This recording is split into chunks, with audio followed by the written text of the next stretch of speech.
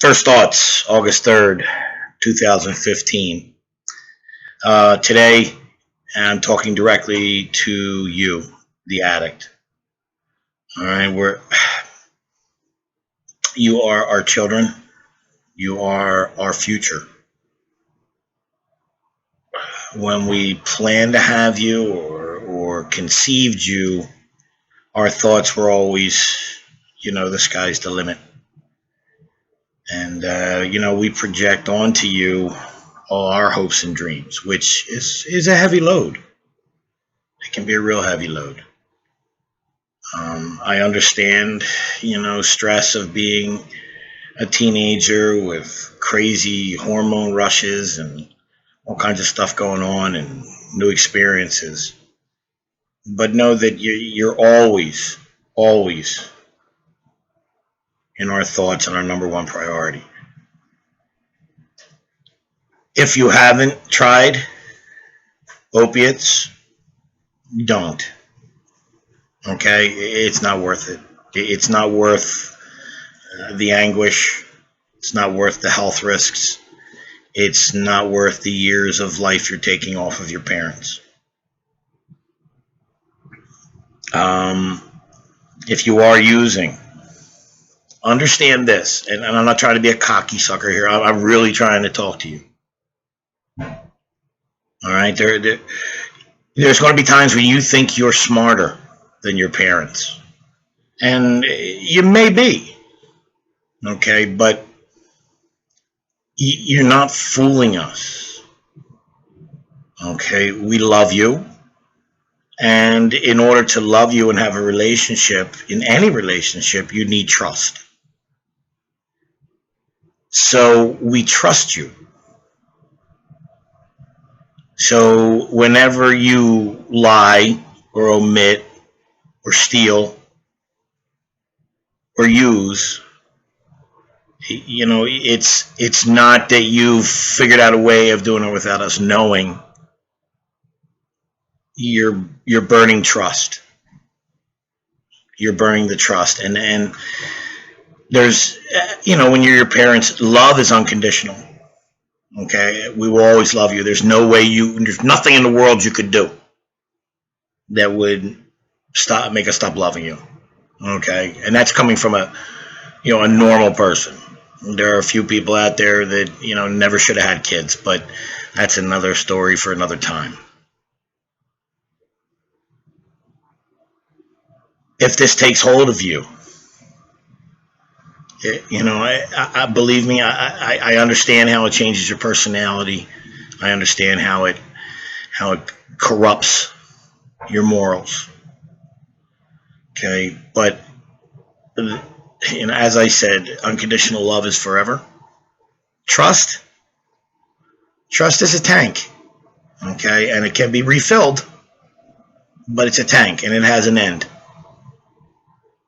It can never be too full, but it can empty.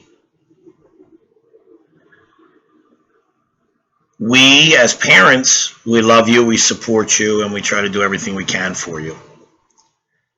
And unknowing to us, you will put us in a position where we're now enabling, and we have changed nothing. Um, the effects it has on us, I will tell you right up front. First thing it does is affects our relationship. Yeah, your mom and I. All the moms and dads,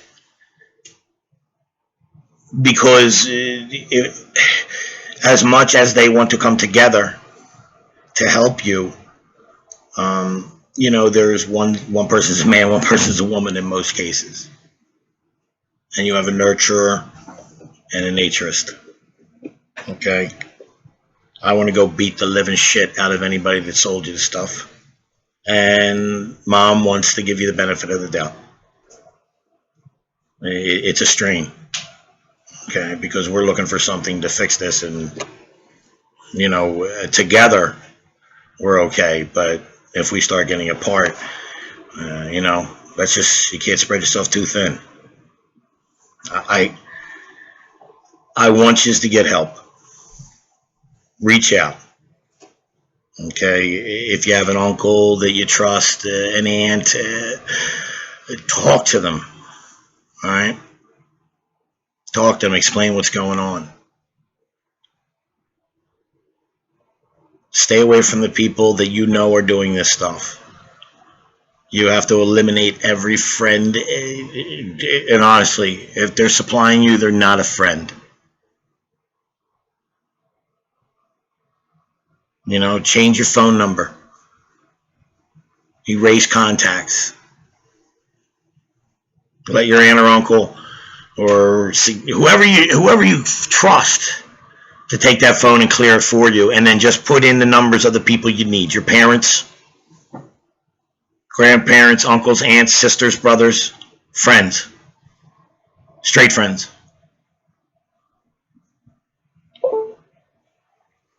Unfortunately, you may have to leave. You're going to have to go to a facility. Outpatient's a joke. Okay, I'm sorry. You have to go in. You have to be able to detox and get away from this stuff. All right? If you're 50, okay, or when you get to be 50, if you get to be 50, you're going to know that, man, what I wouldn't do for 30 days to do nothing. Okay, but be into me. Lucky if we get a long weekend vacation. But don't treat it like that. You're there for a reason. Okay? Make goals. Small ones. Attainable goals. Okay? And then as you progress and you get clean, raise the bar. Okay? Raise the bar on those goals. Make them almost unattainable. But still strive for them. And you will find a different kind of chemical in your brain that will drive you. Okay? There are people that have done great things, and they're no different than you. Okay? They just had determination and drive, and that is the thing that's missing. Don't sell yourself short. Believe in yourself. You can beat this. And everyone around you wants to help. Keeping it a secret, that's the worst thing you can do. All right? But you have to want to change. You have to want to say, I've had enough of this. Otherwise, rehab doesn't work. You got to put everything you have into it. You're still our future. You're still who we have all our hopes and dreams in. Once again, it's a lot of pressure, but that's the way it is. It's what our parents did for us, and we're doing for you. Okay, without those boundaries and those support systems, you can flounder. And if that's what happened, well, then share that. Don't sit there like in a shell and not speak. I want you to speak out and talk about things. Some of you have mental issues, and there's nothing wrong with that, man. I have diabetes. Oh, okay, boom, I got a disease. That's the way it is. Okay? Bipolar, depression. I also suffer from depression. I've been on medication for it for 10 years. Okay? You guys are self-medicating yourselves. Okay? And that's no good. You have no training for it, and you're going to take the wrong stuff, and exactly what happens, and there you go, boing, you're addicted. There are drugs out there, Zoloft, antidepressants. A lot of you are very depressed, and this stuff will just drag you down that hole further. So you're seeking something out to quell that feeling, and there are some things out there to help you. There's Suboxone. I don't want to say that that's the answer, but it's had success with some people. There are also opiate blockers out there that, I don't know how good they are because they block the effect, so you just do more. And that's usually how you would OD. But the constant, single, most effective thing is counseling and getting help and getting away from the situation. You know, you're a young person. There's a big world out there. All right, go experience it, but be straight about it. Okay, you get a little nervous at the end of the night, like where am I going to stay? Guess what? That keeps you feeling alive, and you don't have to worry about doing a drug. You got your own juices flowing up there. All right, don't waste your life on this stuff. Don't burn trust with your family. Seek help. We're here to help you. I swear to God. Reach out to somebody. If you are an addict and you are thinking of selling to support your habit, I want you to know once you cross that line, okay, you're no longer a victim, you're no longer just an addict. You now are part of the problem, and you will be treated as so. Don't let that happen. Get help. Don't spread this disease. Reach out to somebody you trust. I'm Coach Graham. There's a lot of you out there. A lot of kids I stood over their graves saying, "Why didn't you reach out to me?"